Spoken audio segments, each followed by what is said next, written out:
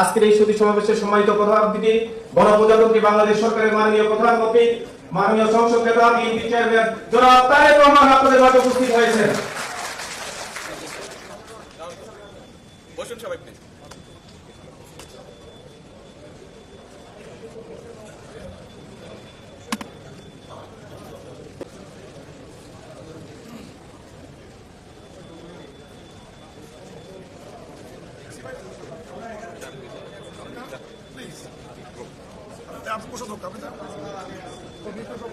বিসমিল্লাহির রহমানির রহিম। আজকে আমরা অত্যন্ত আনন্দিত, আমরা অত্যন্ত গর্বিত। আমাদের নেতা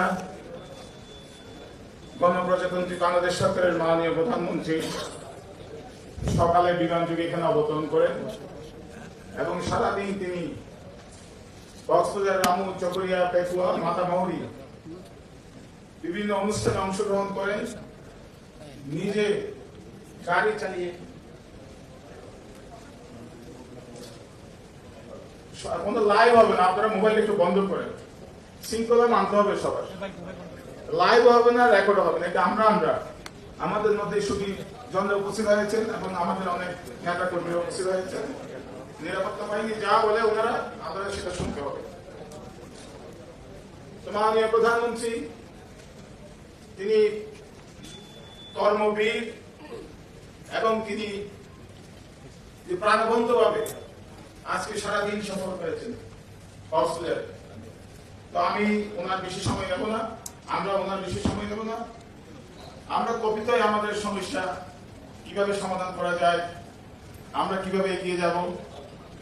কক্সবাজার বাংলাদেশের সম্পদ, এইখানে যত বেশি সরকার বিনিয়োগ করবে তত বেশি সরকারের রাজস্ব আয় বেড়ে যাবে। তো রাজস্ব আয় বাড়ার জন্য, মানুষের লক্ষ লক্ষ মানুষের কর্মসংস্থানের জন্য, শিল্প এবং বিনিয়োগ হওয়ার জন্য, দেশে বিদেশে বিনিয়োগ হওয়ার জন্য আমার কিছু কক্সবাজারবাসীর পক্ষ থেকে আমার কবিতার প্রস্তাব আছে। যদি মাননীয় প্রধানমন্ত্রী সেটা বিবেচনা করেন তাহলে কক্সবাজারের জন্য একটা মাইল ফলক হবে। কক্সবাজারের অর্থনীতি, কক্সবাজারের পর্যটন এবং কক্সবাজার একটা ইন্টারন্যাশনাল হাব হিসাবে গড়ে উঠবে। মাননীয় প্রধানমন্ত্রী, যে আমি যে কথাটা তুলে ধরতে চাই সেটা হলো